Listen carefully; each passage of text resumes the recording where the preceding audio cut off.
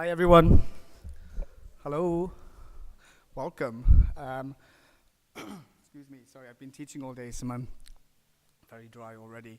So thank you for coming to this event that I am hosting in regards to my department, the MFA Fashion Design program here at FIT within the School of Graduate Studies. That's about all responsibility I can take for it because Karen, I can't never say your last name, I just asked you.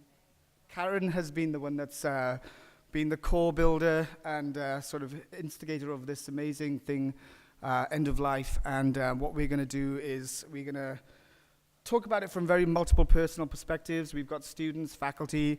We've got an amazing guest here from, where are you from again? Tucson.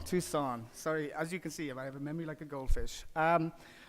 So yeah, I'm going to hand it over to Karen. She's going to do the formal introduction, but I just wanted to say thank you for taking the time to join us. And we look forward to your questions, comments, contributions later. So thank you, and talk to you soon.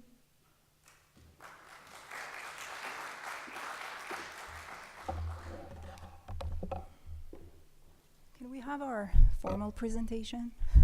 Okay, we'll wait for it. Okay, I'll just start. So, welcome to our panel, Redressing the Body, Rituals of Death and Memory. Organized in collaboration with the MFA Fashion Design program here in the School of Graduate Studies as part of Reimagine End of Life, a week of exploring death, celebrating life at more than 300 events across New York City. This is a community-driven initiative sparked by Reimagine, a new nonprofit organization whose purpose is to host a public conversation that transforms our approach to life. Your support in the form of your presence here, your participation, your feedback, and your donations helps make this week possible. As a thank you, Reimagine has created a special takeaway, a beautiful memory box that you can pick up after the event for each of you, designed to save memories and spark new thoughts and conversations. So please take one and spend some time with it this week and beyond. And now, to set the stage for the program you're here to experience, there is a short reading before every Reimagine event that is meant to connect us all to one another. If you wish, now would be a time to close your eyes as I read Reimagine's 2018 intention. Why are we here? It's a big question about life, about death. Perhaps to start a little smaller and first ask instead, why are we here in this place together right now? We are here to create a brave space. We're here to explore big questions with a shared spirit of curiosity, humility, and empathy. We're here in community. None of us is alone, and together we can help inspire one another, ourselves, our loved ones, and our communities to engage in meaningful conversations about life and dying well. About living and dying well. We're here to reimagine end of life, to envision a world in which we are all able to reflect on why we're here, to prepare for a time when we won't be, and to live fully right up until the end. We're here. So before we begin, I just want to say some quick thank yous. First of all, to the School of Graduate Studies and our Dean Mary Davis for their generous support. Big thanks to Kyle, to Ariella Laya, and to the students from the MFA program here. And lastly, personal thank you to Andy Ingo, who inspired me to create this event and introduced me to the Reimagine community. So thank you, Andy. And now, Without further ado, I have the great honor to invite our first speaker, Mark Mitchell. Mark is an artist who speaks to social issues through textiles. His contributions to the cultural community bridge a number of disciplines, including art, music, theater, fashion, activism, and education. He is the subject of the award-winning documentary film Mark Mitchell. His work, Burial, was presented in performance and exhibition at the Fry Art Museum in 2013. He is currently working on textile sculptures reflecting on white supremacy and mass incarceration. Welcome, Mark Mitchell.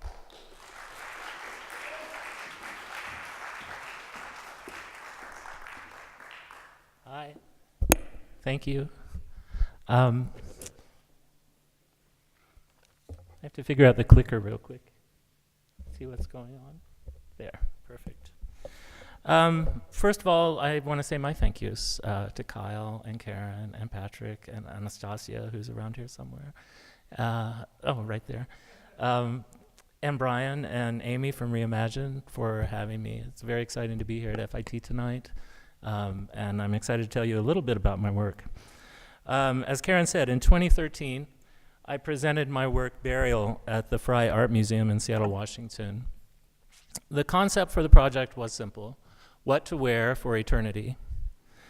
Simple isn't really natural to me, so things quickly escalated from an inquiry into shrouds and burial clothing into 9 handmade burial ensembles reflecting on gender, race, craft, and mourning, designed for 9 artists and models who to me represented the kind of beauty and talent that was lost in horrifying numbers during the worst of the AIDS crisis. I had found myself at the beginning of the burial project burdened with a sadness I felt I would never recover from. We'll take a new slide, sorry. I'm largely self-taught. From an early age, I loved taking out my mother's sewing box and making dolls and puppets, and always in costume. Over the years since then, I've taught myself a few skills: dressmaking, pattern making, knitting, embroidery, silk flower making, etc. I never stopped at the basics. I always wanted to go further. When I worked in the theater, we'd add detail to a costume for a show for an actor to show that we cared. As I began my research on burial clothing, what had started as an idea about shrouds blossomed into a project that became 2 years of hard craft, 6 days a week. I poured myself into work that I realized was an opportunity to memorialize and mourn the losses of the 1990s in a way that would have been impossible at the time. I chose silk as my medium, and I lavished work on this project with embroidered shoe soles and private messages inside the garments. I did multiple fittings on the models. No detail of fit or finish was too minor. No amount of handwork was too much. 82 handmade buttons from the neck to the floor from family member to clothes. Ruffled shoulder pads and a keepsake pocket inside a silk ruffled jacket. Hundreds of handmade silk ties to close a hooded jacket, top to bottom, front to back. The ritual of tying them an act of physical and emotional closure. I went deep into craft and used every technique that was at my disposal, even if it took a full day of handwork to get that first perfect silk-covered button. I learned to manage silk chiffon. I ruffled hundreds of yards of silk gauze so that I could speak fluently in my chosen language. Time and effort is the only way I know of to achieve this fluency, and I continue to practice, working difficult stitching for long hours. I've always tried to make work with integrity and a certain purity of materials and techniques. Burial allowed me to work toward those goals with a matching integrity of purpose that to this day I center in my art practice. I use only natural materials, silk, leather, with supporting structures of cotton, reed, and wool. Can I go through a couple of these?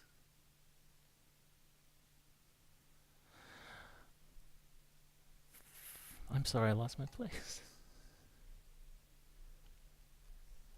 In my work post-burial, there we go. Every layer and embellishment is stitched by hand using no adhesives or sewing machines.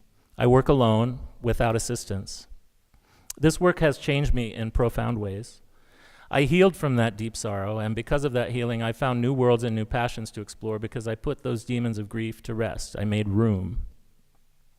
My current works are sculptural rather than garment-oriented and are more overtly political. White supremacy, mass incarceration, resistance, and queer visibility are some of the themes I'm exploring in this work. Link jerseys in applique chiffon mourn the imprisonment of two young men, twins that I had watched grow up, who were separated by 11 years of incarceration. Silk dynamite stacks, critique white fragility, commemorate an intersectional armed resistance group of the late 60s, and memorialize the power of drag. A casket pall in the form of an American flag, again in chiffon applique, is like a ghost over too many unjust killings. I think of these white works as votive objects, objects to mourn and to bear witness to the enormous damages inflicted to sustain white supremacy. The time I spend creating my work is with an awareness of the privilege that I have to spend that time, putting meaning into stitches in my comfortable studio, in contrast with the imprisoned and the vilified and the dead. But my sadness and my anger are transformed by the work. Craft, time, and mourning combine to show a way through grief and sorrow.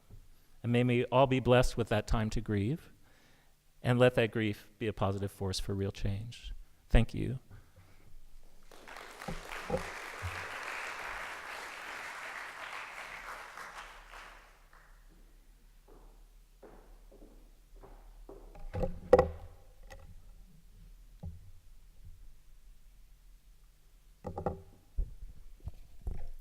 Our next speaker is Patrick Boylan. Patrick's design life sits at the crossroad of the sacred and the profane. He's the designer and owner of Grace Liturgical Vestments, an ecclesiastical design company he founded in 2000. After 15 years of designing in the New York City garment industry, his fashion background informs his liturgical design work through textiles, color, and craft. His liturgical life, in turn, has afforded him a great sense of emotional life of apparel. Since 2008, Patrick has been a design educator and is currently a faculty member in the fashion design department here at FIT. Welcome, Patrick.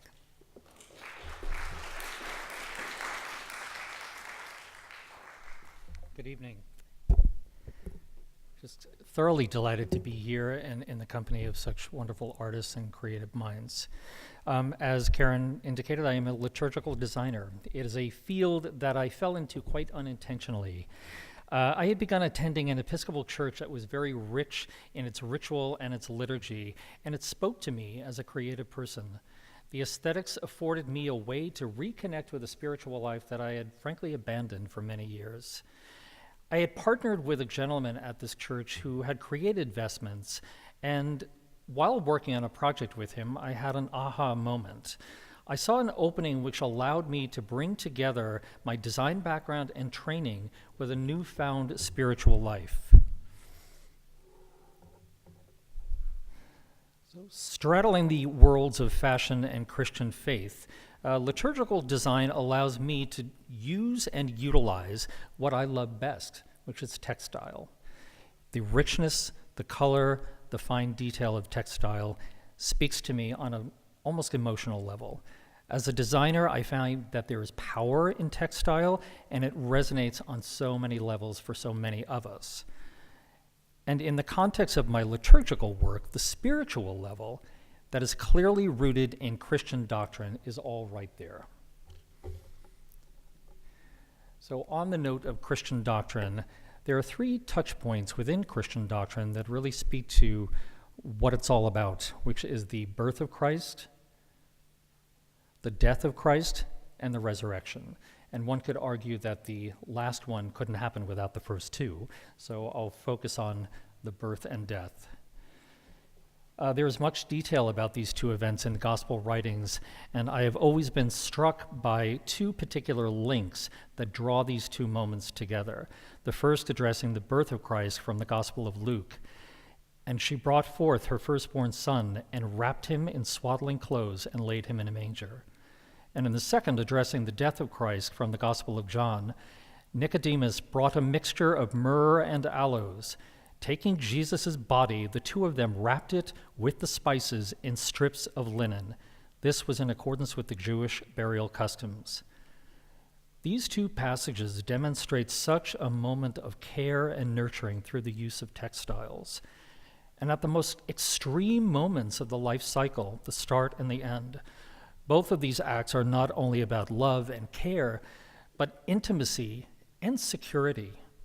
Through the act of wrapping with cloth, not only for the person, or in the case of death, the remains, but for the person doing and performing the act. There is also a sense of community that comes from this, and you see this in this image on the right, where we come together and form an emotional bond when we care for the one who has passed. So how does this translate to Christian rituals of death today? So when we think about a funeral in a Christian church, the body is brought into the church, and it is first brought into the vestibule uncovered, just the plain casket. And it is at that point, before it processes down the aisle, that it is wrapped in a large swath of cloth called a funeral pall. And it's typically a white or ivory, which symbolizes, symbolically references the baptismal garment of the start of one's Christian faith. But it is also a reference to the shrouding of the body of Christ that we saw in that prior image. Mostly handled by funeral directors with great reverence, you oftentimes will see family members step forward to perform this draping ritual before the funeral. It is a very moving and intimate moment at the start of a service, and it is critical when you think about this being the last and final physical act that we can do for our departed loved ones. We recently saw the interment of the remains of Matthew Shepard this past week or a week ago at the National Cathedral. Much in the same way with the prior slide, when there is no body present and there's just the cremains, it is handled in much the same way. And you can see that with the pall that is draped over the cremains that is often situated at the start of the service at the altar. But the moment in the service that is most powerful is at the end, when the cremains are brought to the burial place. That doesn't always happen, but if in fact a person is being interred in the church, it is the moment where at the end of the service, the clergy person lifts the cremains and carries them to the spot where they will be interred, whether it is a columbarium or some other place within the church grounds. For me, the moving moment here is the cradling. To see Bishop Robinson carry his remains after all of the years and the trauma of this story, it's so powerful and brings right back to that start of life. It's a very powerful moment. So this is an example of a vestment that is worn by clergy at a funeral service. Now, black vestments had been the order of the day for funerals prior to Vatican II Council in 1962, which radically overhauled many rubrics of the Catholic Church, including vestments. And the tradition shifted to white or ivory vestments, which was in keeping with the shift towards a mass of resurrection for funerals, which focused on the transformation into new life. This is a more expanded version of an ivory set, which is also referred to as a festal set, and ivory vestments are used for just that, festal occasions within the church, so Easter, Christmas, high holy days, weddings, and in this case, funerals. But as I began to do my vestment work and create vestments, there was always a moment where it simply didn't feel right or appropriate at all times to use that sense of celebratory white for a funeral. There are times when a funeral needs to be acknowledged as a sorrowful and mournful moment. So this, back up. So this vestment is my coming together of the old and the new, the use of ivory for resurrection, but the acknowledgement of death and sorrow with the use of black.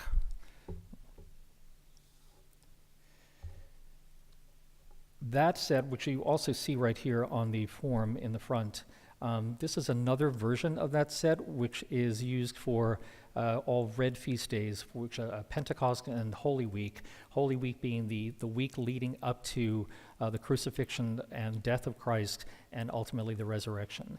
In this particular set, it is from a church here in Manhattan, St. Bartholomew's on Park and 50th, and it is also a set that's used for masses to commemorate martyrs.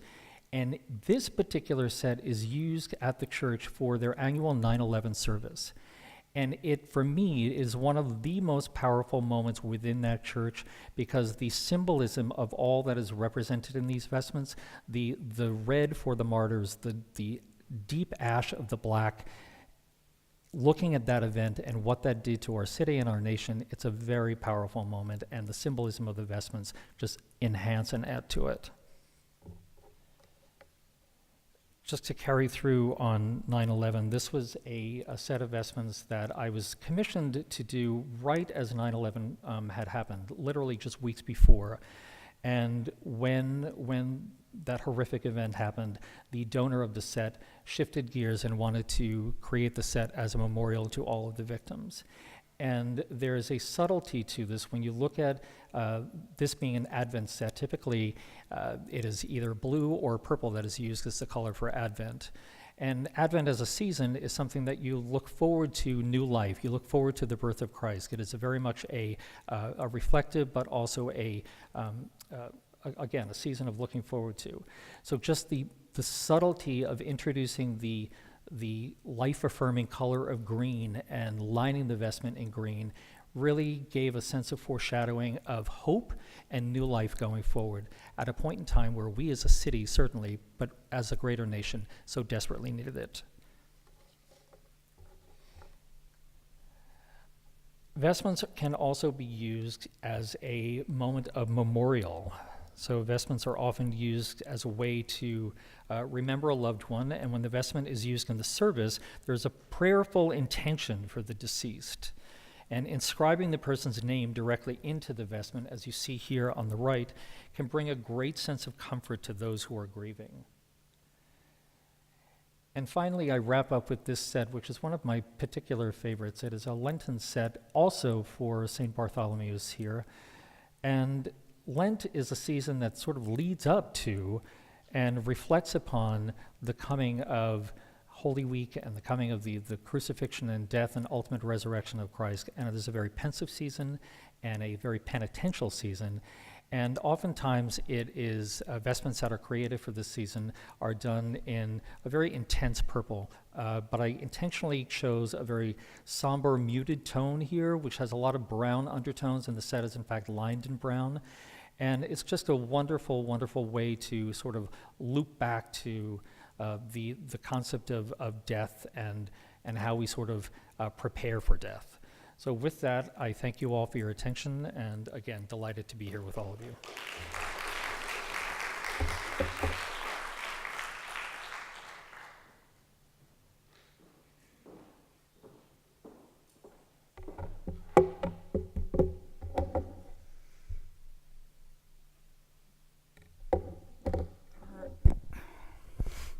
Small person. Our next speaker is Anastasia Edwards Morel. She designs for social impact using computational methods like 3D modeling software, data analytics, and soft robotics. She investigates how the industry can explore and visualize designs with no physical waste. She's in her final year here at the Master's at FIT, completing her thesis on living with loss. At Columbia University, she collaborates with scientists, mixing together research of future textiles with current design practices. Welcome, Anastasia.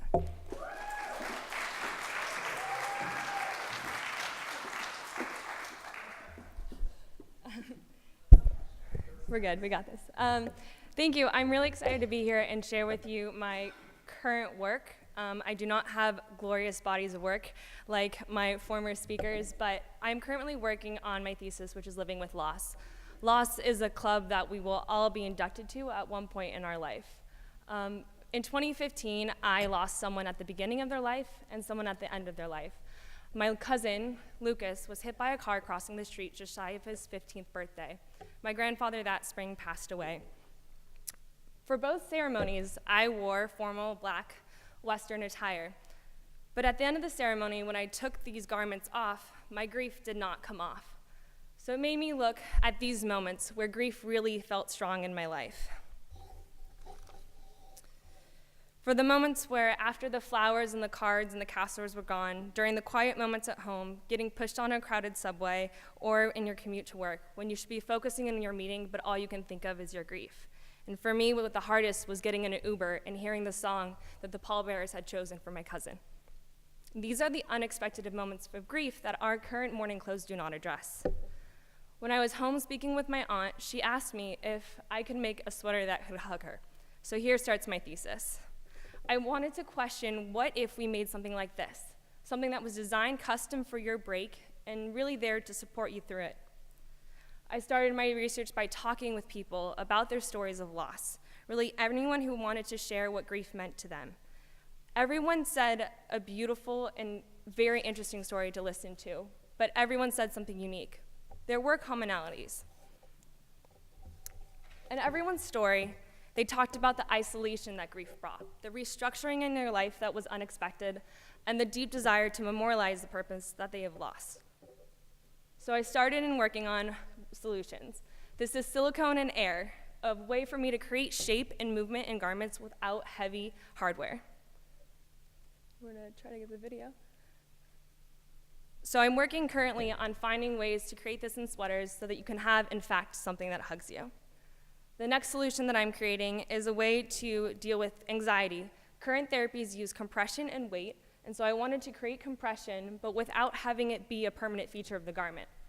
So using the polarizing effects of magnets, I can create the sensation of compression, but when you shift the magnets, there's no longer compression. And finally, the designs. The moments when you have little elements of the story of the person that you've lost designed into your garment, so that when someone looks at you and asks, "What is that?" you have a moment and a choice to share their story.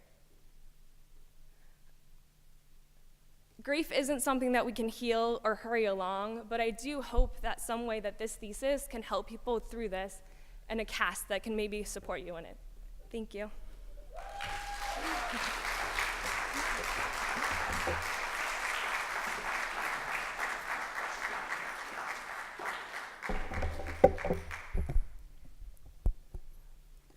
Last but certainly not least,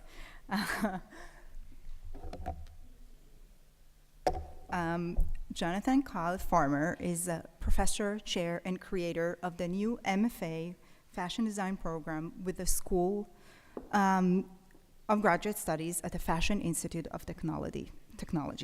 Kyle's approach as an educator and practicing designer is one of exploration and innovation, challenging general perception of what is to be a fashion designer.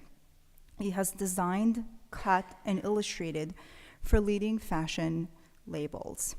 Notable professional assignments include an education consultancy at the Metropolitan Museum of Art in conjunction with the exhibitions Savage Beauty on Alexander McQueen and Impossible Conversations on Prada and Schiaparelli. Please welcome Kyle.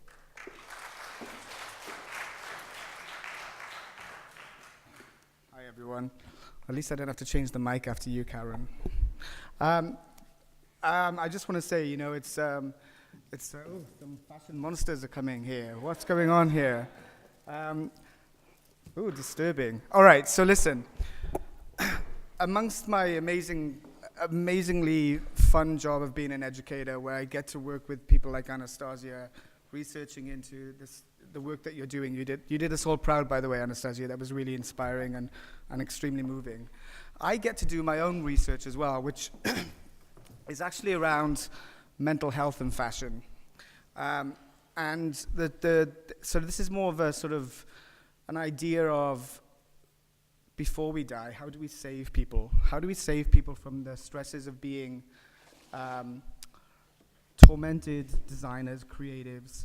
So I'm talking about the concept of shrinking fashion from two angles. Shrinking as in terms of scale and size and the amount we are producing as designers, as creatives, and the amount of work we put out into the world, but also from the psychological sort of psychiatric perspective of to shrink us and to think about what we do and what we put on ourselves as creatives to be creative, right? That's a huge burden, and it's hard work, and it's not respected as much as we think it is within our own industries. So fashion, these monsters are scaring me even, right? So fashion has always been, production of clothing has always been a big industry.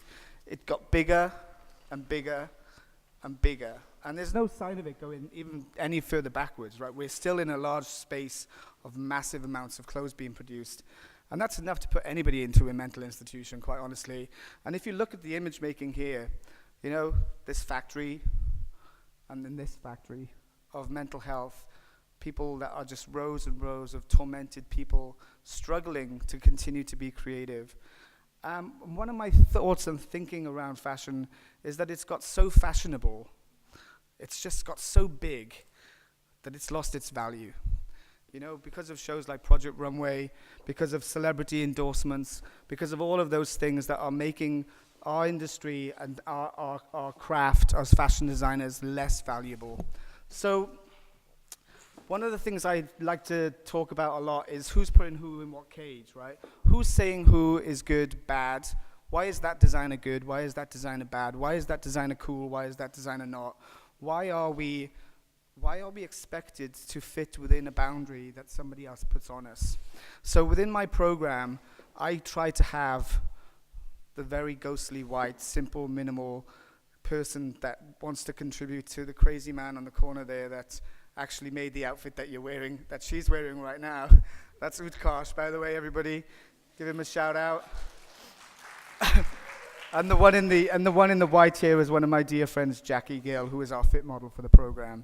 So this is where we arrive at sort of flagellation, self-flagellation, the way we beat ourselves up about being good. What does that mean? Why do we put so much pressure on ourselves to be good? We should, because we should be good, and we should want to be good, and we should always want to be better. But that pressure is killing our greatest and our best, simply to produce more of this, to produce more of this. And I think if we look at these garments, instead of being garments, but instead creatives, individual thoughts, individual people, as being people that are put to waste, put aside, not cared about, not loved anymore, simply because they've had their day, you know, like they do say in Project Runway, one day you're in, the next day you're out, right? It's true, but why is it that way? So, some examples of people that have been through this mill. You know, we've got Raf Simons here from Dior, who, you know, the writing here talks about him only having 3 weeks or something like that to design a couture collection.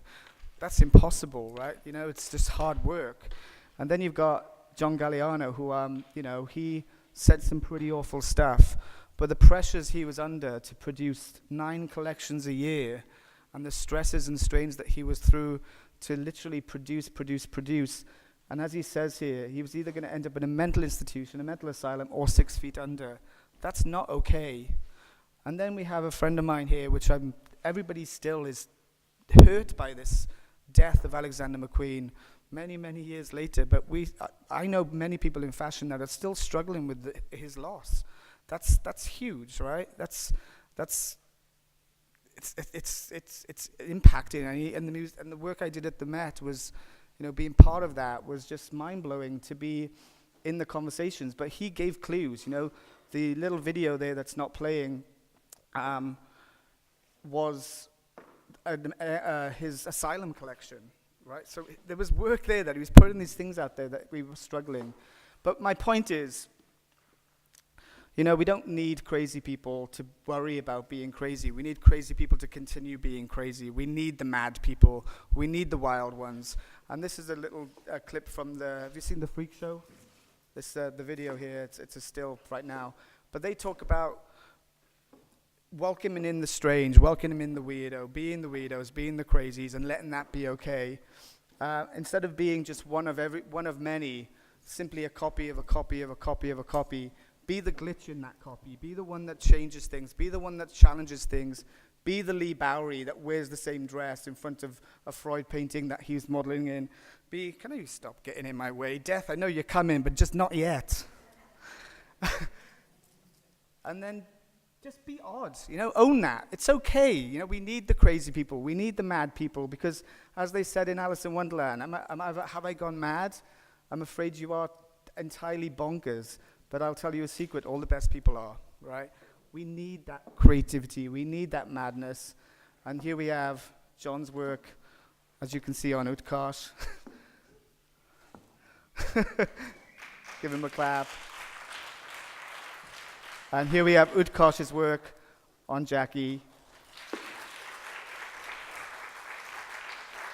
And all I want to say is, you know what? I've got a 5-year-old niece that's, it's a really sad story. And this is why I started doing this work. My 5-year-old niece had a fit one day, and 2 days later she went into a coma.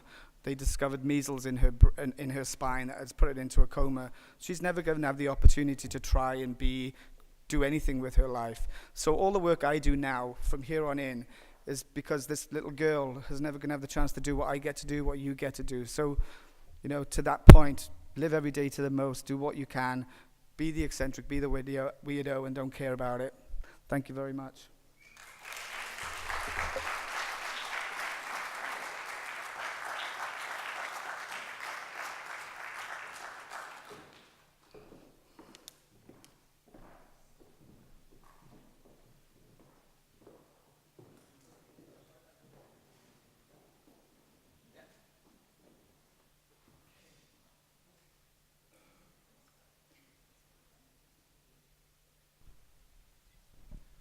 Hi.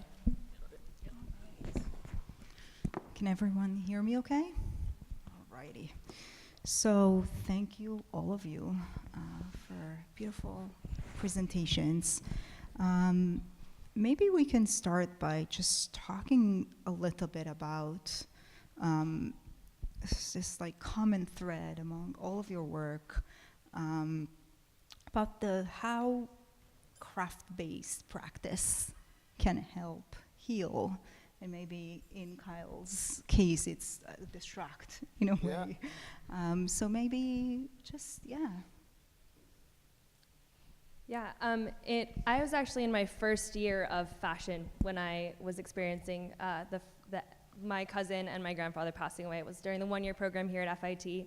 And my work became about this grief in a way that I didn't even realize. And I think that actually I had Kyle in the spring semester, and while I was working through this, I was doing a project around it, and I was only able to move forward because I was in this space of fashion and making. And I didn't even realize the connection at the time, but I was making everything with Legos because my cousin and I used to play Legos, and I didn't even realize, like, why are all my pockets out of Legos? And all of a sudden I started to see these common threads, and much like Mark's work, because I was spending those hours making, I was able to work through that grief. And I think, Mark, do you want to speak to that a little? As this is Sure.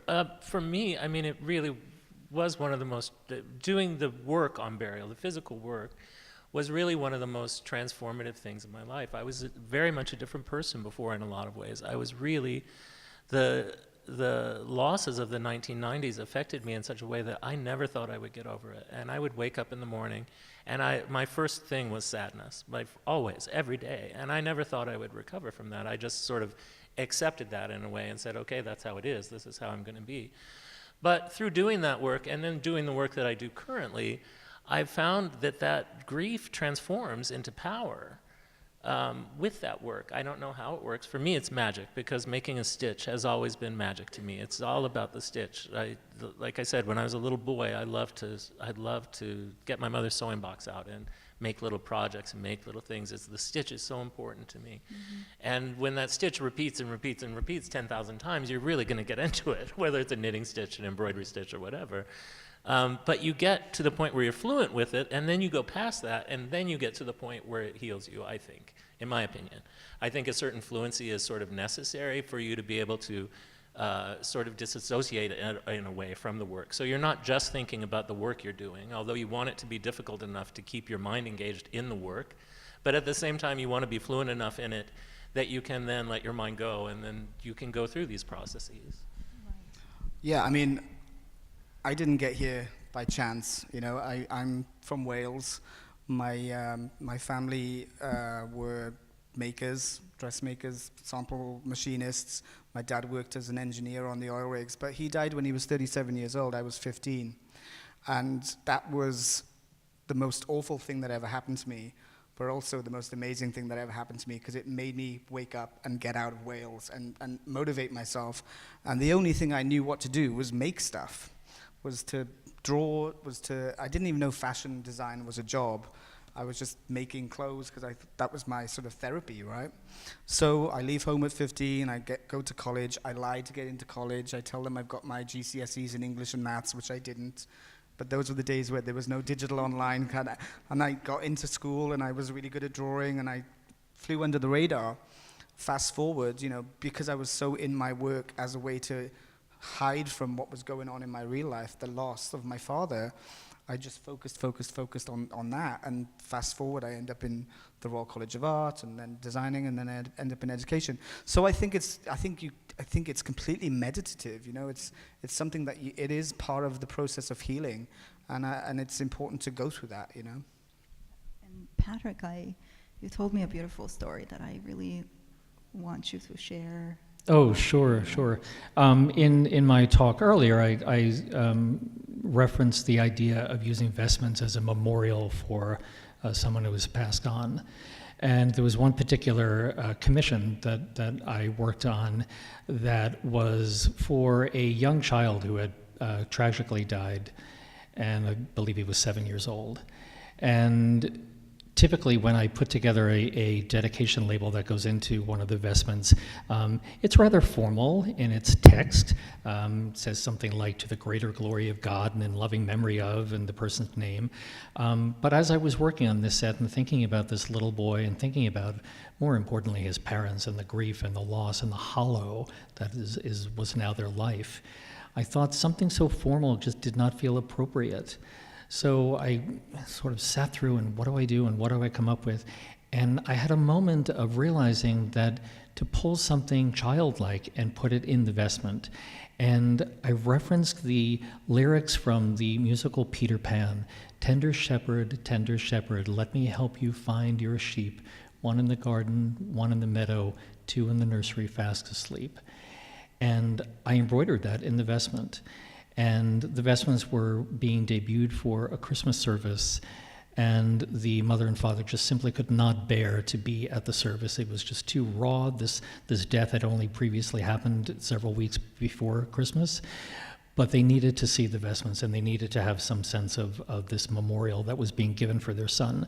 So they went into the church very quietly on Christmas Eve with the pastor from the church, and the mother took a look at the vestments and, was quite overcome with emotion. But then the vestments was opened and she saw the inscription, and her heart broke.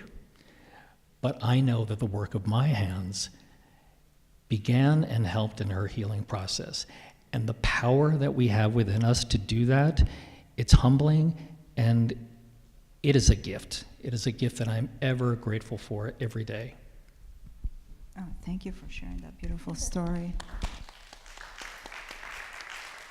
So I thought a good transition would be to talk a little bit about the role of tradition in your work. I mean, I think for Patrick, it's very obvious how sort of those Catholic traditions play into your work. And maybe you can talk a little bit more about that, but also I think maybe if the rest of you can address a little bit about how sort of your own cultural background, your own sort of personal family traditions, playing to that.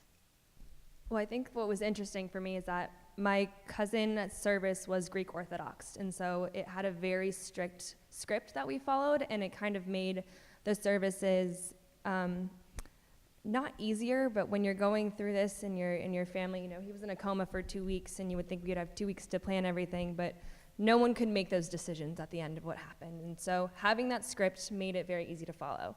And my grandfather's passing, I think that there was a different script. And so I don't have a religious background, so I kept questioning, what's my script? What do I have to give people so that they're not in this moment and really asking themselves, what do I do? And I think a lot of my work is about what you're just talking about. I want to hand the people that I love a kit so that it's not as difficult for them.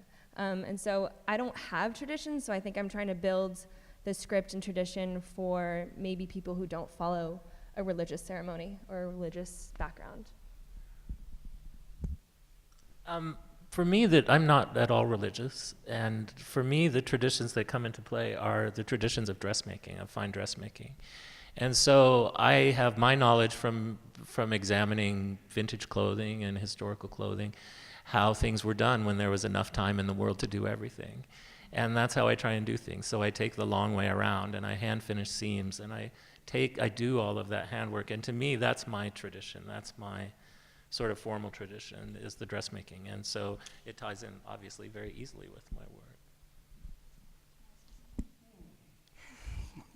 So some people know this, some people don't. But before I went into the world of fashion, because my father died, I wanted to become a priest, and I was going to go into the seminary. And I was baptized at the age of 18.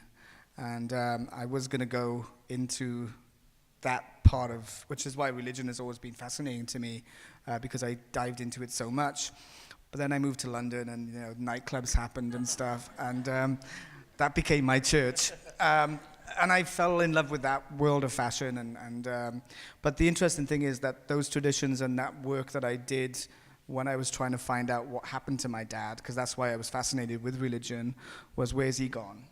I overheard someone say to me that he wasn't baptized, so therefore he was going to go to hell. And hearing that at the age of 15 was extremely traumatic. So that's why I got baptized, because I didn't want to go to hell. Anyway, my work now, my personal work, this work you're seeing up here right now, what we just saw around mental health and so on and so forth, it's a current project. But my previous work, I make paper dolls. They look very religious and very sort of monastic and nun-like. And so even though I didn't become a priest, it sort of, that work stayed with me in terms of a tradition of an aesthetic. And I recently discovered when I was building this archive that I obviously didn't want to be a priest. I was obviously wanting to be a nun, because I was obsessed with the garb and the habits. And so it was like, maybe next life. Patrick, do you want to add anything to that? Sure. Just listening to Anastasia, the notion of not feeling like you have ritual or not feeling like you're rooted in any kinds of tradition, perfectly fine. But it is important to create your own. And I go back to, I was raised Roman Catholic and Irish Roman Catholic, which is the double whammy. And I remember, being in a big Irish Catholic family, people started dying when you were very young. You had elderly aunts and uncles and grandparents, and you wind up being carted to wakes and funerals. And as a kid, you railed against it. And do I have to? And do I have to look at the dead body? And all these moments. And you realize as you get older that those moments are critically important, because it is that sense of ritual that helps you with the passage. And when those things aren't there, whether they are very traditional or whether they are ones that you create yourself, it is incredibly important to have those moments to allow for that transition. Your transition, not discussing the one who has departed, their transition, your transition out of grief. Critically important to have those rituals. So you're a little bit ahead of me, because so I really wanted to ask you, what can people who are not people of faith, how can they create their rituals? And this is really a question to all of you. How can dress and dressing the body can play a part in those rituals, whether they're religious or secular? Jump in? Absolutely.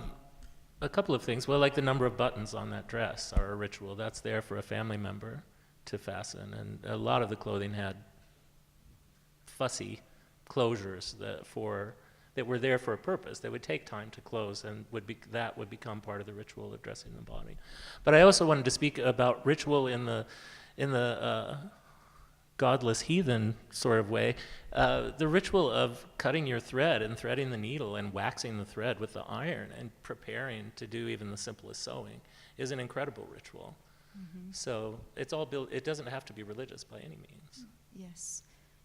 I have some rituals that are non-religious, but it's it's kind of, when I fly, I hate flying. Me too. It's horrible, right? But I have this bag of objects that are from dead relatives. My mum passed away a year and a half ago unexpectedly, but my grandfather, my grandmother, my father, I'm next in line according to age in my family, which is terrifying. But I have my grandmother's glasses, reading glasses. I've got my last piece of crochet that she did. I've got my grandfather's handkerchief. I've got my father's Rolex fake. I've got I've got my mum's compact, and they're all in a bag. And in that bag, if I don't have that with me, I will not get on a plane. And it's like, I don't know why, but it's like, that's my ritual, and that's Like my your ceremony. safety. Yeah, it's my safety. And I literally have got off flights, like, as we were about to leave, because I realized I didn't bring it with me. It's that, and I don't know what, I mean, you know, it's not going to save me really, but it's just that safety net, you know? And I think if you have that, it doesn't have to be religious, but it could be a spiritual connection and a safety net that becomes a ritual, and you know, so the difference between spirituality and religion comes into play then. I think when I'm working with the inflatables, I was also doing a flat version where there's little, you would imagine, like the pressure points you would wear when you were seasick, that little node that would press into your wrist. So the idea of having something that could inflate, that could be there, for me is almost like that placebo pill or having that Xanax in your back pocket. You know, a lot of my family members during their time of grief wouldn't leave the house without medication. They were really worried that they would have to face the world without that's something that's going to knock them into a place where they can handle the emotions that they had. So that was kind of my way of working a ritual in, where you knew that if all of a sudden you got hit with that moment of, or that wave of grief, that you would have something that could be engaged in and be there for you. So that's really my thought process behind building in these mechanisms, is that relying on something else and making sure that you have something like behind you as a ritual to leave your house every day, much like your bag. So that's a really great way to talk about, you know, kind of the next thing that I wanted to ask you is about that. If you can talk more about this personal process of working with the living individuals, the people that are left behind. What does that do for you, for your work, for them? Oh man, I've cried. I think that Kyle can be witness to this, that every single critique, every single time I'm presenting my work, I'm surprised I didn't cry today. I am so emotionally invested in every single story that I am told, given. Kyle's mentioned multiple times the people that he's lost. We've had a lot of really deep conversations about this, and like the brooches from his mother has become a part of my work. And I take those little moments so seriously because I understand that pain so well. So I think that when I sit down and speak with someone who is living and going through that process of living again after loss, I feel it almost to a point where I have to just take a moment. But I hope that every moment is engaged and honest, because I think it's such a beautiful vulnerability that we get to work with in all of our spaces. I just want to acknowledge that, Anastasia, that you didn't. Well done. But more to the point, I want to acknowledge the fact that you've helped me as well, right? I mean, the very first day of the semester, of the launch of the program in, May, no, when was it? When would it be? August last year. I was due to come in and teach a class, and I get a phone call that my mum she was here 5 days prior to it, and she went home and just suddenly fell asleep and didn't wake up. I'd only seen her in New York 5 days prior to that. And I didn't come into class for quite some time, and I came in. First thing I did was burst into tears. and not only Anastasia, but the rest of the group were just really supportive and understood. But then more so, just having those conversations with you, and the fact that you took my mum's brooches and you're now including them in your work, made me feel it is easier for me to deal with as well. It felt like she was living through another channel, Even now I've become obsessed with collecting flowery brooches. That's a whole other story. But I just wanted to acknowledge that as part of the work that you're doing is real. It's not just a concept, it's actually real. Mark, can you talk about that a little bit more, about your collaboration with living people? Because you do sometimes do... I do sometimes do that. I don't work with people so much anymore as I work with myself. It's a lot easier. But working on the burial project, of course, I was working with models, and so I was working with those people, and I know that for them, the experience was incredibly transformative. For all 9 of them came to me afterwards.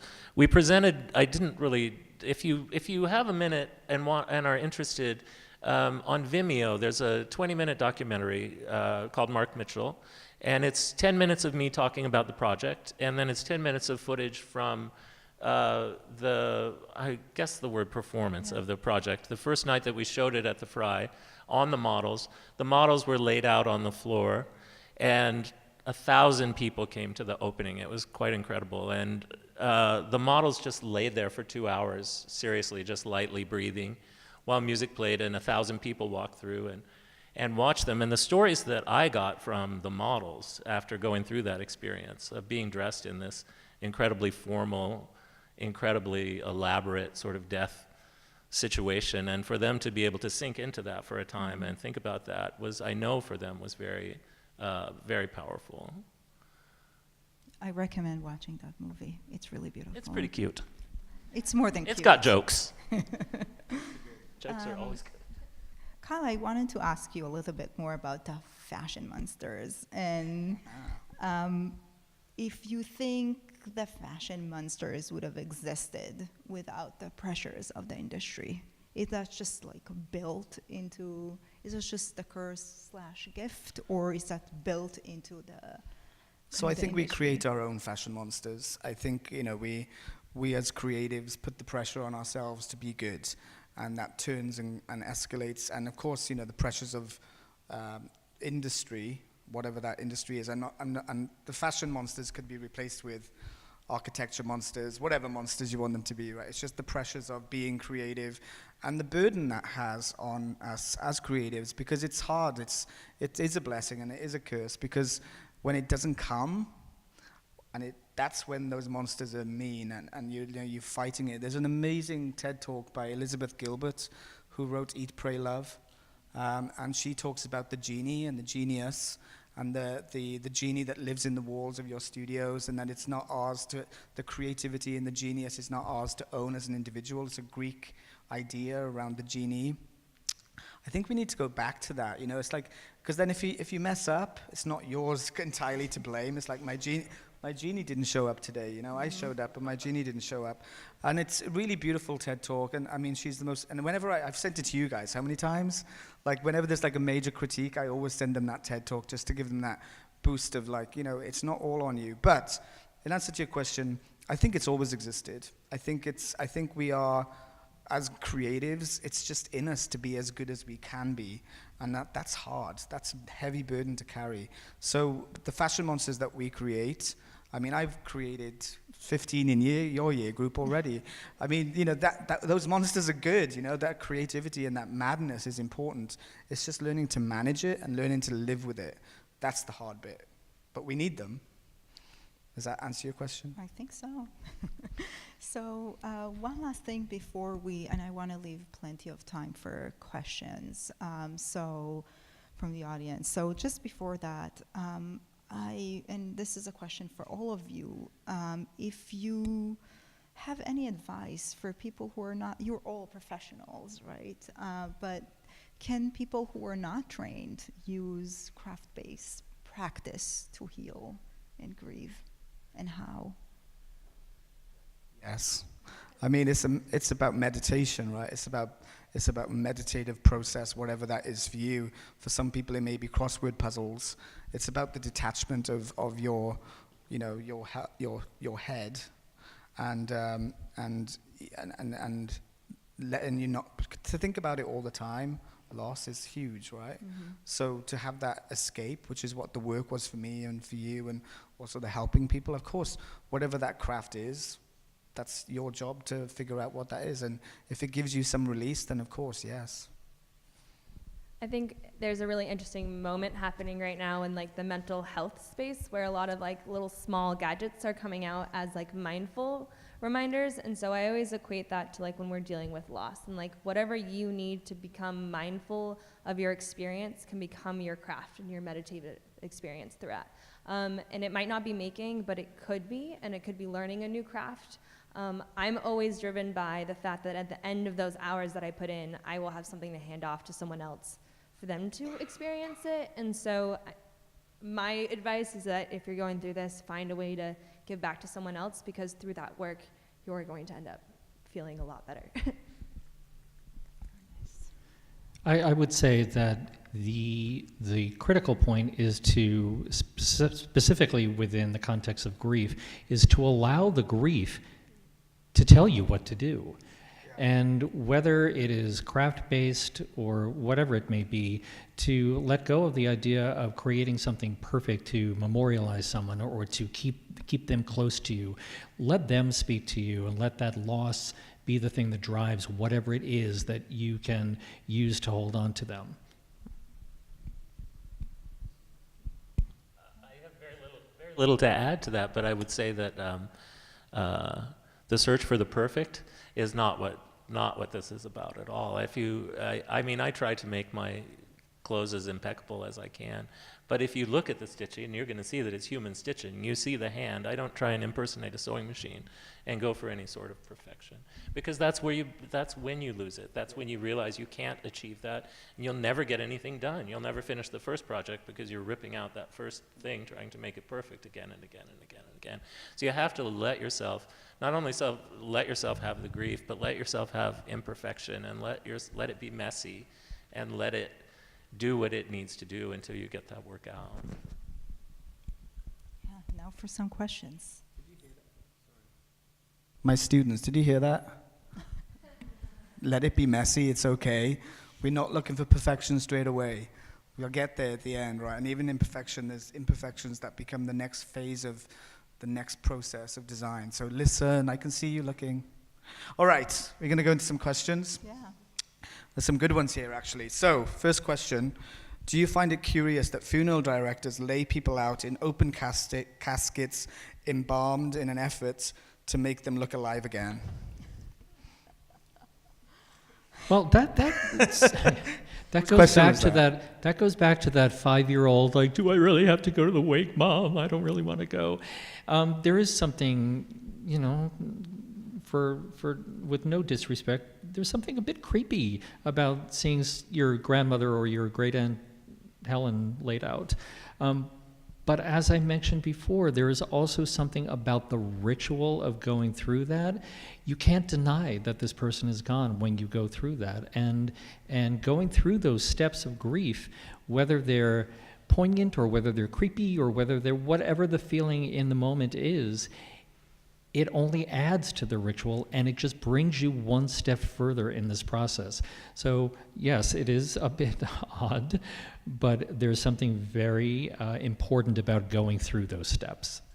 I want to say from like a personal standpoint, before my own father passed away, I was very concerned with how would it look before he was ill and we knew it was coming, and I was very concerned that I wanted to have like a good memory of him, an elegant memory of him as like this beautiful person. And so I think maybe there is something to be said about like this creepy thing, because it allows you this last picture, a beautiful picture of someone dressed in their best clothes and with the makeup and look a little more alive than dead. And that is something that then you can carry with you in your memories. When I went home to see my mum after she passed away, I flew from New York to Wales. It was the longest journey of my life, knowing that I was going to arrive at a funeral home to see my mum laid out, and I'd only been with her 5 days earlier, enjoying Coney Island here.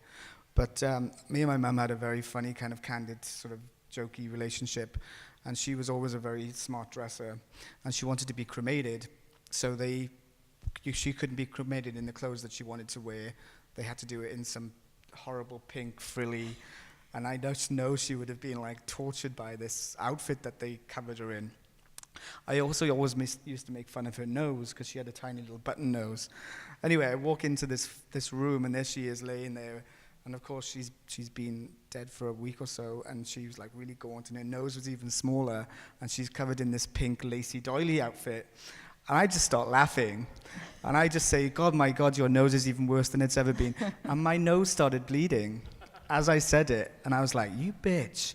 It was like, look what you did, and it was like, that's my last memory of my mum, was this beautiful moment where she made my nose bleed because I was making fun of her outfit and her nose.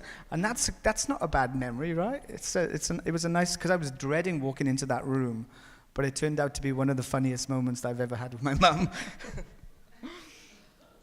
Anybody else want to contribute to this question?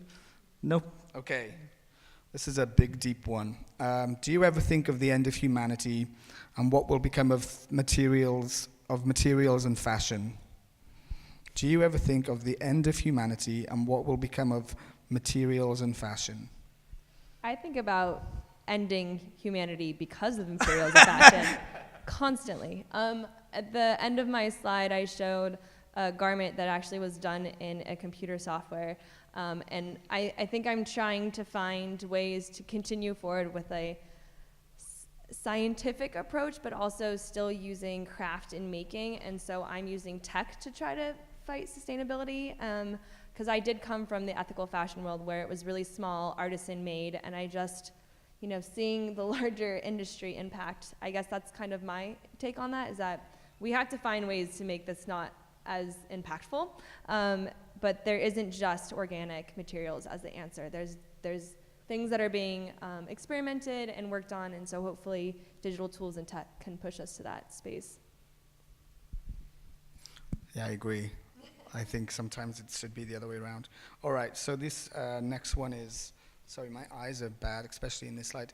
In the Reimagine brochure, number one is, remember, it says, keep present those you love by finding new ways to bring their best qualities into your life. What new ways do you bring your loved ones' best qualities into your design work? Definitely not pink frilly clothes for my mum, for sure. Anybody want to contribute? I mean, it's... Dinosaurs? There we go. Talk about that. Talk about that. Yeah. It's funny, throughout this process of thesis work, it's a very serious topic, and yet a lot of my inspiration is childlike, because I think the interesting part too is the narrative of the person that you've lost. My memories of Lucas or my grandfather or my grandmother are very different than the other people in our nuclear family of that person. And so for me, it's a lot of the younger moments when I babysat him a lot, or when I was around for a lot of his life, was when he was younger. He was almost 15. He wasn't playing with Legos all that much anymore. And so I bring forward my story of the person that I've lost. And I think that's an interesting moment as well. It's not necessarily their authentic self, the last self that they were before they passed, but what you connected with and what you were touched with by them to bring forward. Yeah, I mean, like I said to you earlier about my niece who, has gone into a coma, and she's been in this coma now for nearly a year, and she's never going to come out of it. She's a living doll. But, like I said, she's inspired this work in me to just put the message out that, to keep going and keep doing what you do. I don't think it comes out in my design work anymore, because I don't really design that clothes much anymore. But I think you can bring forward philosophies of thinking into your presence, and hopefully share and let them live beyond in that thinking. Anybody else? Patrick? Sure. For me, I find that not only just life in general and working in this business and being an artist, always striving to seek perfection, it brings on an enormous amount of stress. And it's in those moments of stress that you can sort of pull back to that person that grounded you, who is no longer with you. And for me, it's very much my mother. And I'm able to, in those moments of despair and how do I get through this and how do I plow forward, I just have found a way to literally have her hands on my shoulders, and it's just enough for me to meditate and think about her and know that her presence is palpably with me. It's enough for me to get to that next step, meet that next deadline, put those few additional stitches in, whatever it is that I'm working on at the moment. But conjuring that person and having that sense of them with you and remain with you, they don't leave. They simply don't leave. I always revert back to the 1990s and the worst of the AIDS crisis. And for me, a lot of my work still to this day is informed by the knowledge that I'm here to do this work. I'm here to do this. I'm physically here to do it when so many thousands who were so much better at it than I passed long before. And so there's that too, sort of carrying that torch, and taking that influence of those people and keeping it alive. And keeping those, you're maybe only keeping the memories alive to yourself. It's not necessarily coming out in the work, but it's there with you in the studio, for sure. All those people are there with you in the studio. I feel that. And I think, Mark, also a lot of your work has to do with time and the passing of time, also as part of the practice, but also maybe a healing process on its own right. Definitely. Okay, we've got 2 more questions left. The next one is, what's your opinion of dignity as respect? What is your definition of dignity as respect? It's quite a broad one. Maybe we can tie that to dressing the body. All of you mentioned, sort of like in your presentations, the rituals of dressing or wrapping the body in textiles or in clothes, or how the clothes kind of react, or how we react to the cloth against our bodies. So maybe we can sort of like tie that into that aspect. So I've been trying to find the right textile to use because I want to make this giant cozy thing that you can wear to a meeting, right? So it's this constant fight between a tailored garment, really beautifully structured, but then also your blanket. And so I think that contact, or that dignity of what you wear and what you want to be presenting during the day, but also comfort, I think that's the way that I'm trying to respect this process. That's the best I can answer that question. I'm struck by your reference in talking about the whole AIDS crisis and how, you're still here. So many of us can say that, but when you think back to the start of that crisis, dignity went out the window. There was no sense of dignity because it was replaced by fear. So what normally would be a moment when someone is at the end of their life and care and compassion, there was just too much fear. And it stripped them of dignity. So the idea of those folks who rose to the challenge, and whether it be in the hospitals or hospices or just visiting friends at the end of their life in their homes, brushing their hair, washing their clothes for them, just those simple day-to-day moments that restored a sense of dignity for them, was incredible.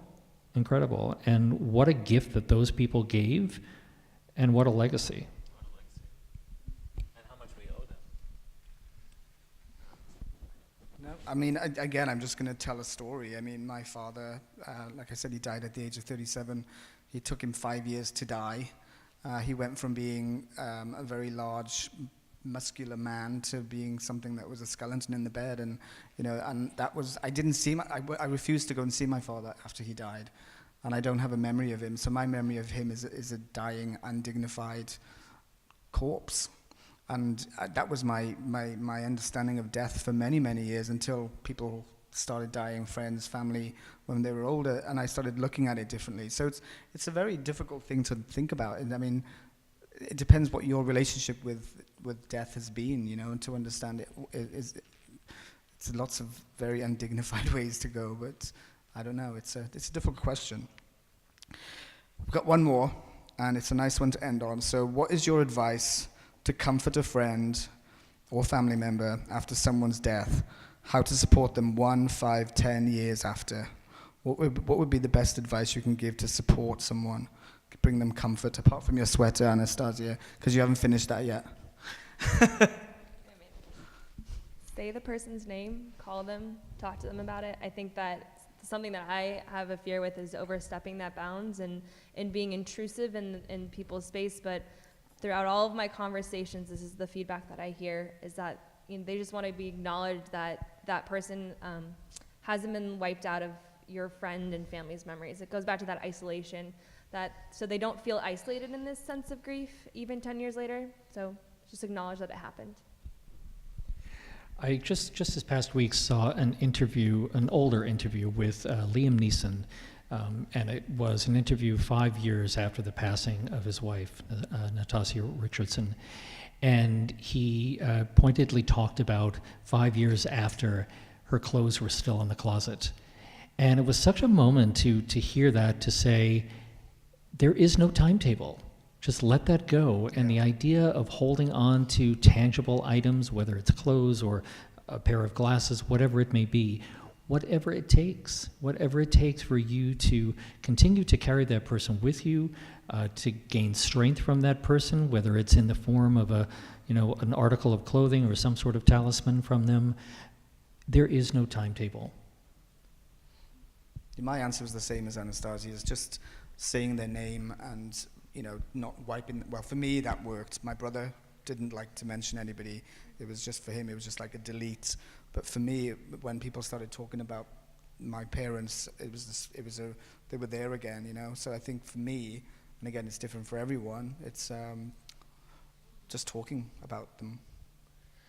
I would say, too, that you have to remind them that they're still alive, that they're still here. I have a friend who's a little bit older than me, and we've been very close friends for a long time, and there's been a lot of death in our extended circle in the last year or so. And he called me week before last, or 2 weeks ago, to tell me about a friend who had passed. And something that we always share in our conversations together is, it wasn't us. We're still here. We are still here. So there is all the grief, and sometimes all the grief that you think you can handle. But you are still here, and you do have to move forward, and so you do have to keep it in a certain place. You can't let that grief destroy you. Okay, I want to thank each and every one of you for sharing your work and coming here into this space. I want to thank everyone who showed up. Don't forget to collect your memory box when you leave. And I also invite you to take a closer look at the garments that we have here. And I think all of us will hang out. And if you want to come up and ask us something or just engage with us, you're absolutely welcome to. So thank you very much. And thank you, Karen. Thank you very much.